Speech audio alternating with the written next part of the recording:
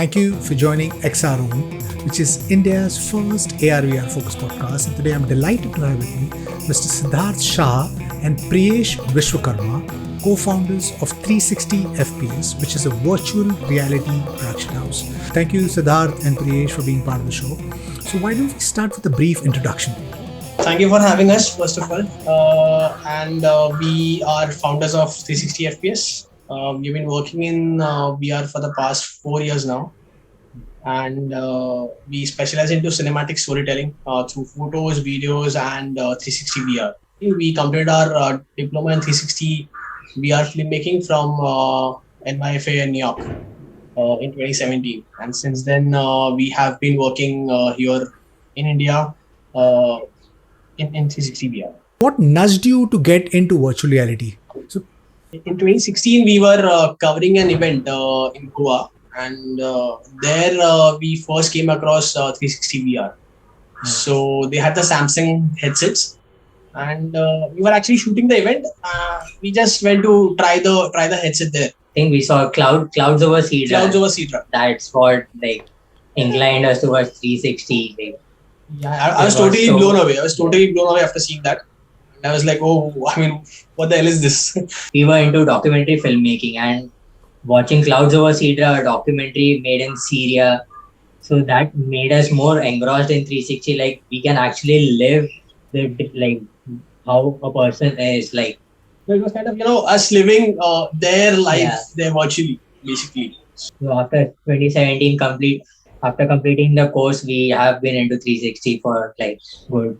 why don't we talk about, start explaining to my audience what is 180 degrees, 360 degrees, and virtual reality content. So basically, if you would like me to say, 180 is this field. So I can just turn around this way. Basically, 90 degrees this side, 90 degrees this side. That's 180. You can look up and look down. So when it comes to 360, there are two things. One is 3DOF and one is 6DOF. That is 3 degrees of freedom and 6 degrees of freedom. So in 3 degrees of freedom, if you put a mobile phone on your headset, you can see around the whole space. That's 3DOF, 360. And in 6DOF 360, you can actually walk in the space. That's the differentiation between these two 360 fields.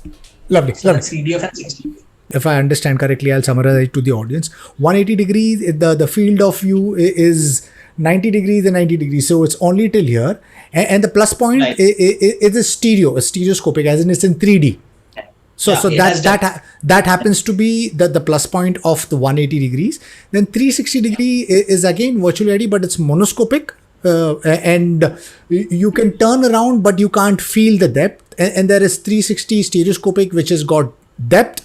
And you can see everything in 3D, exactly like you see your view of 3D films. And then there is 3DOF and 6DOF. 3DOF is you're restricted to just turning around your head, and with 6DOF you can actually walk into the environment. If somebody who has been vested in 2D filmmaking, if he wants to get into 360 or VR filmmaking, how difficult is it? What does he need to understand about this grammar to get into virtual reality 360 filmmaking? It's a little tricky than the 2D one, because in a 2D scene, I have lights behind, I have cameras. In a 360, in 180 we can do that, but in 360 we can do that as well, but then we have to mask a plate, and then we need to make sure that we shoot two 180s differently. Or if you want to shoot 360 at once, then you need to make sure that there is no one in the environment. So we have to hide lights in a way, or block lights in a way, or we have to block our actors, our positions in a way that it doesn't hinder the camera or the masking plates that we are later going to use. The other option is you do all of it in VFX, the post-production thing, which would be too expensive. Yeah, so even if it's a dolly that it needs to be tracked and needs to be taken out, you have to put the natural environment down there doing roto, which you have to. Or another option there is put your company logo. That's the cheapest one you can do. So there are workarounds, but here the difference between 2D and 360 is the lights, the crew that stands, the set that is there. So here even we can do that in 360 as well. So we have to shoot it twice, camera being in the same position, or you have to mask a plate on the other 180 if you're shooting this 180, or if you're shooting one scene at one time, like and it's the entire scene, then you have to remove everyone, remove the lights, remove the crew, everyone. There is one guy remotely operating the camera, there is one director remotely seeing what is happening, and then we view it once the take is done. We view it. Okay, was it good? We ask the actors, was it satisfactory? So it's it's a little tricky, it's a little funny, but it's crazy. Storytelling is a marriage of sorts, because we all talk about the video, but we miss out on the audio. Audio has been evolving over the years. It's from mono, it's gone to stereo, Dolby 5.1, surround, and so on and so forth. Now it's going to spatial and ambisonic sound. Explain to my audience what is ambisonic and spatial sound. Okay, so this is a space where you hear sounds from different areas. So imagine you're watching a horror film, and there is a sound coming from behind. In stereo, it would either be on the right or the left, but in spatial sound, it's actually coming from behind. So when you kind of turn towards your back, the sound increases. So this is spatial sound, ambisonic sound, which we can track the sound. So if there's a car going besides you, you actually feel if it's on the right side, you actually feel the sound increasing to a point where if you are looking at it, it's the most, and then it passes by and the sound decreases. I had leveraged ambisonic sound in 2016 for Crackle, and it was so much fun. Yeah. So it is really, I think, the marriage of audio and video beautifully. The evolution of 360 virtual reality storytelling, where does it currently stand, and where do you see it going in possibly the next 5 years? Because right now there's so much attention on the metaverse and virtual production and that Unreal Engine and things like that, which is making life easy. But here we are still using a traditional camera to shoot. Where do you see that future going? Because do you see that maybe in the next few years, maybe like gaming engines could make shooting redundant, actors redundant, because everything can be now created in a gaming engine?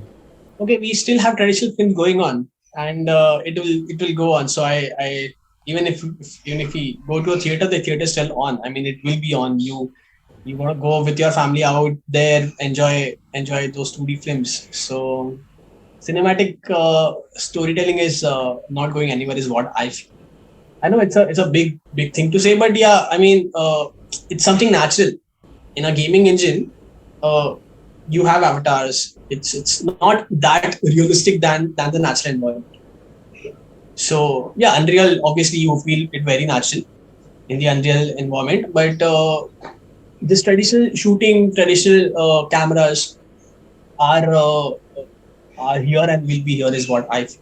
I'm not saying that it's going to disappear, but will it play out the natural way? Like, for example, at one point in time, radio was the biggest thing, and when the TV came in, radio almost kind of phased down. Radio hasn't died out; it's still there, but it's not as relevant as like the when the TVs or theaters came in. Now with because of COVID, theaters itself are not relevant anymore, Right. Because of the social distancing and things like that. And what's become more relevant is this OTT platforms and your internet, because there has been a sudden boom of content creators who are creating content. You don't necessarily need a film production house to create content. You don't need big stars. There are these small production house, maybe 2 members team, and if you get on to like TikTok or these Instagram, there are basically people sitting in rural areas creating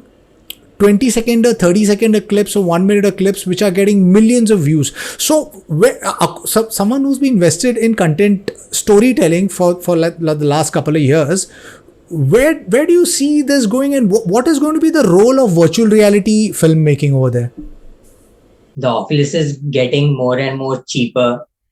So that's where the content creators are getting a boom to create more content, and like making Oculus available to everyone is what making 360 videos, like making them available for the masses.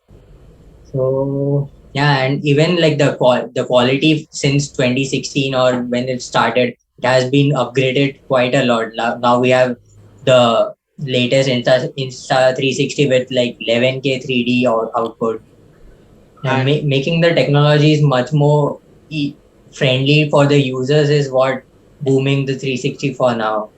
And like I think like I've seen quite a lot of more creators in the past 1 year or 1.5 years who are getting inclined towards 360 with like Insta and GoPro getting the consumer level cameras as well on board. There is one thing that I would like to say is even when you have that 4K Oculus, it's still not that clear like a 2D screen. Exactly. So eventually, in say few years, we'll have that clarity on your headset.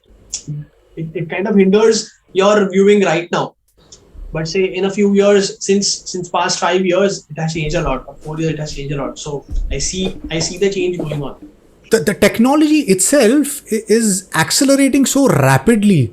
Like I mentioned, in 2016, the Oculus headset was tethered, and you needed a bulky computer, and without that, it wouldn't run. It wouldn't run. But now you have a tetherless headset, which is 300 USD. And then there is obviously, I mean, we are constantly saying that it needs to improve, and it will, because I think the end goal of virtual reality is to, I mean, for any of the companies who are building these headsets, is to build a headset which could be as small and light as this, and compelling enough that we would want to wear it full day, because I don't see anybody wanting to wear a glasses full day unless and until it becomes so compelling, like your phone. Like, I mean, today we cannot do without a phone. You go anywhere and everywhere, you will see people hooked onto phones because it is compelling, because it lets you connect with people. It helps you never get lost. It helps you buy things. It helps you with so many things. Anything and everything. Exactly. So the day that a device gets compelling enough for you to wear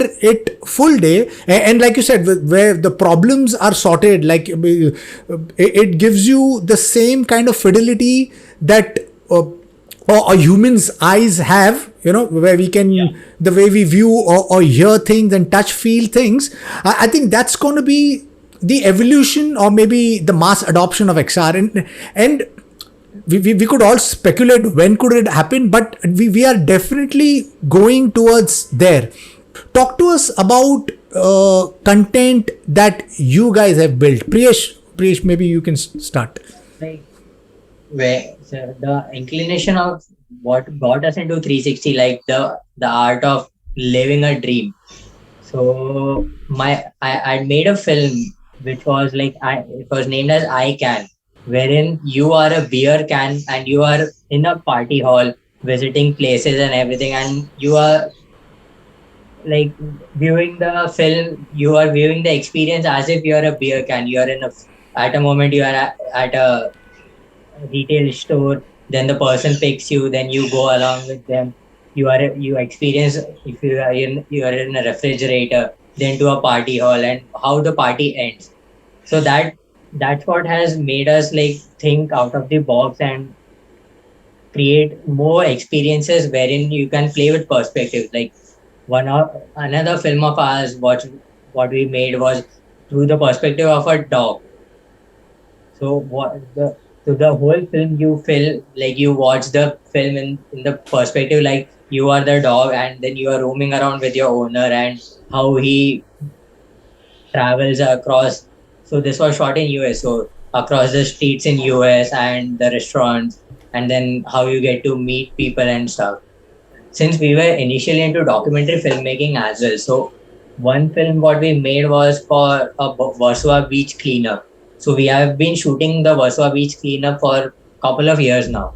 So we shot a 360 film for them wherein you are standing in middle of the garbage, and it's and if you watch it in a 360 like a VR headset, you feel like so disgusting, like standing in mid of a garbage can, and like it was just like a social film to make people understand like you need to stop the pollution and stuff. Virtual reality allows the end user, the audience, to feel, I mean, that you are witnessing it, like you are actually experiencing it, like you are there. And for documentary, I think it could be so amazing if you could put the audience in the shoes of maybe like a prostitute, you know, the day, how cool that would be, you know. It would be, I think we all would then maybe be a little bit more empathetic about others, and you know, create a better world. So maybe spend a little bit more time on the content that you guys have built, and what's your plan ahead? One thing that we have been very interested in doing is we've been covering weddings in VR. So all high-end weddings, because you can see grandeur in it. So that makes you feel it's more of emotional attachment than anything else in VR in weddings.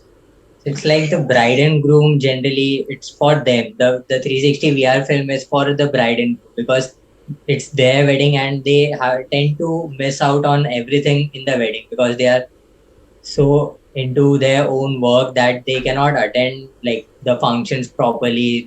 They cannot meet the guests and everything. It's also for the people who have actually missed the wedding. Yeah. So, you know, and one thing that so they can relive the wedding basically for their parents also, who are occupied in everything and anything and everything. They can actually get in the VR space, you know, be in virtually present at the wedding and see the wedding any number of times they want. And the funniest reactions that we have got are from the bridegroom. Obviously, okay, see, these are my friends who are not attending my wedding or are on their phones. So these are someone who it's very funny. And also the grandparents generally tend to enjoy the most watching a wedding in VR. Like they are so happy, and the most emotions come out from them. Like they.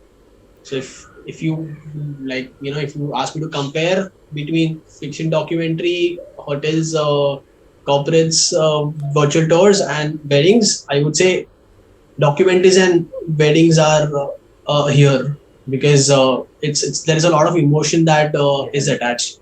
There are so many use cases you guys pointed out. I mean, your walkthroughs for real estate, it's such a great opportunity. Walkthroughs for resorts, you know, I mean, putting the end user, it's almost like a try before buy, you know. I mean, before you actually go to the location, you can actually view the location in full glory, like you are actually over there. With 2D filming or 2D photography, what happens is that it's only those pictures that you see, but with 360 degree, you're actually capturing the entire thing. You can turn around and view exactly like, oh, that person is doing that, was doing that, and you can see, you can relive it, you know, or sorts, you know, every time you are actually experiencing or watching that VR experience of the wedding. You see something new.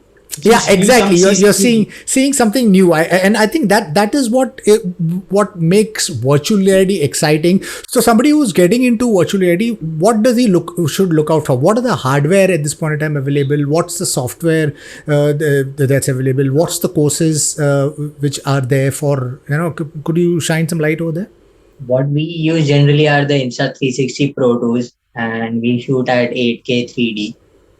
And currently we are using the SSDs for storage for now. Like we haven't gone on cloud because the file sizes are too big to upload and download it back again.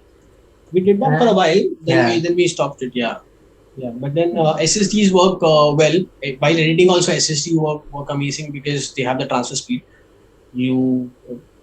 I had problems, and I was encountering these problems while rendering a file from Premiere, where we couldn't do it from the normal hard drives. So it used to stop. So when we switched on to SSD, we used to render smoothly. So small problems we have had a lot of small problems like these which we overcame. But it's fun, it's crazy shooting 360. So I think people should look forward to doing something like this. What about courses? Are there any courses? And where, if somebody wants to get these hardware, how accessible are these VR cameras and VR headsets over here in India? Currently, there are a lot of people who are renting out, and yeah, even if you do not want to buy, you can rent it out. So I'm not sure about full-fledged course, but I think Whistling Woods is offering a course along with their filmmaking. Besides Whistling Woods, I think there are so many others. I mean, I think internet is full of content. If there is somebody who's actually really seriously wanting to explore virtual reality storytelling, then there are so many content creators, podcasters who are continuously putting out these videos and contents on how to shoot virtual reality, what's the hardware required, what's the software required, how do you go about it. Talk to me about the distribution monetization, because I think that seems to be like a big major problem. Once you create content with the 2D content, there is a workflow of sorts, because you go to a production house, you go to an agency, or and there are these theaters or OTT platform which are readily looking forward for 2D content, but 360 VR, there is still a problem. So one problem that we encountered while distributing VR weddings, 360 VR, when we shot 360 VR in weddings. So the client wanted a lot of headsets, but when we told them, say, you can see a 2D film on your phone, you can see it on your screen, on your TV screen, but here if you want to get an Oculus, it's $300. So and in the cardboard that you give, it isn't that immersive. It's 2D monoscopic. You have your phone, but again, you do not get that experience you get in Oculus. So distribution is there, but it's not top notch. It's not it's not meeting the requirements an Oculus does. So with I don't know, with competitors coming in maybe, or increasing in the production, I think the costs will come down. Yeah, and so I mean, what COVID has done is that it has pushed all these emerging technologies maybe 10 years into the future, and everybody's understood the importance of technology. And I think virtual reality, I mean, today, for the last maybe a couple of weeks, Facebook has rebranded as a metaverse company, calling themselves Meta. I think there is more hype now towards virtual reality. I mean, VR, AR, MR. And I mean, from the day I got into virtual reality, I knew that virtual reality is going to be this, we're going to create a virtual world, which will be one day indistinguishable from our physical world.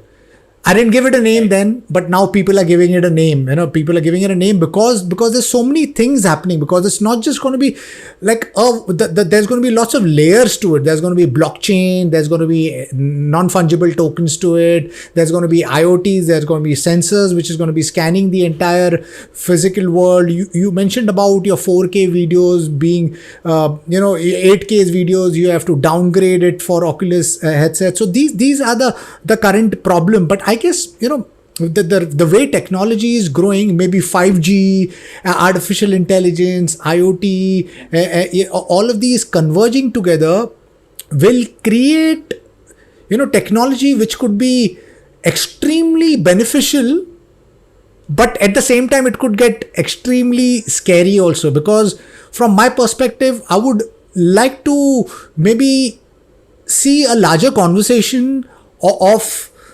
where people or the workforce that's not getting disrupted. Because as I see that there are lots of industries who are going to be disrupted, because change is coming fast. Technology is going so rapidly that every every next week or like a month there is something new which is coming on in what was new today is getting old faster than the speed of light. So we need to completely keep on moving with the time. What's the future roadmap for 360 fps? Talk to, maybe start with Priyesh and Siddharth. Where do you see yourself in the next 10 years, and what are the stories that you really want to bring to life leveraging 360 virtual reality? Talking about 360 FPS, we are here to stay with 360 content creation, and we will be making narrative 360 for now. It will be more interactive. Yeah. It will be more interactive. Some elements getting added onto it. Correct. As you were saying, Like making people experience what they are missing out on, or maybe making them walk into someone else's shoes is what got us into 360, and we will continue doing that. pretty much about it. So I was saying we'll be adding elements onto the cinematic thing. As you were saying, anything gamified is always fun. So that is one part, or something in 6D where, or these are small elements that we'll be adding on to our storytelling to make it more immersive, and adapting the technology as the time progresses. Lovely.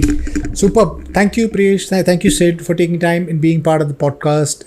Thank you. Thank you for having us. When I first shot my virtual reality film called Crackle, this was back in 2016.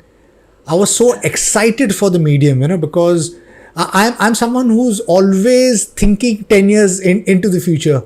And in 2016, I saw that we would be living in our stories. And that's sort of coming true. We have the technology to put the audience into the filming. In the next 10 years, maybe with volumetric filmmaking, with haptic feedback, with artificial intelligent interactive storytelling, where the story depends upon the end user, where it could branch out to so many different narratives, is where I think the storytelling is going to go. I think the storytelling is going to move on from those big huge production houses to small content creators who are agile, who are leveraging technology, because I think there is going to be a larger shift of technology being able to help you create better quality content, because I've been invested in content creation for maybe 20 years, through the production house. At that point of time, we used to work on these analog boards. And these beta machines, and they were so cumbersome. Today everything is gone. Today we have digital audio workstations like Pro Tools, Nuendo, and so on and so forth, which helps you everything. There's no hardware, it's all software. So I think there'll be like a same evolution of sorts with these Unreal Engine and your Unities and so many others, where it will and those VR cameras for us to leverage more of these technologies and create stories which will be truly meaningful, and you wouldn't need millions of dollars. I think we'll be able to tell stories, narrate stories beautifully, just helping technology. And I hope that India keeps on maintaining this quality, because we are known, at least Bombay is known because of our content creation capabilities. I hope and wish you the very best, and I hope you guys I hope you guys to see as the top content creators from India. On that note, thank you for being part of the podcast. And to my listeners, if you like what you see in here, then please press the subscribe button. Until next time, see you guys. Bye-bye. Thank you. Thank you so much for having us. Lovely.